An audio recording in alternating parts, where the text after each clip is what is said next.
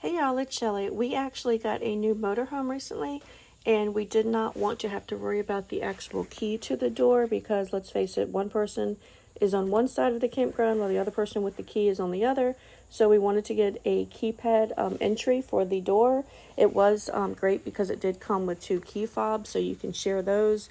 So if you forget the code, you do have the key fob option. It does come with 2 keys as well. So we took off the old door handle first, and then my dad put up the plate, and then he slid in the new mechanism for the door handle, and he got that secured. My dad has worked for a door business all of his life, so he pretty much knows everything about any kind of door. But I will tell you that once we got the door mechanism on, which went on great, he did plug in the back, which are the guts and the brain and the computer of the mechanism. He had to put the strike on the inside of the door frame, and that took a little bit of finagling. He had to pry the old one out, and then it took a lot of work to get the new one in, but he did finally get it. It took a lot of readjustment and everything to get it to where it was supposed to be, but it did work. It just took a little bit of elbow grease, so don't give up.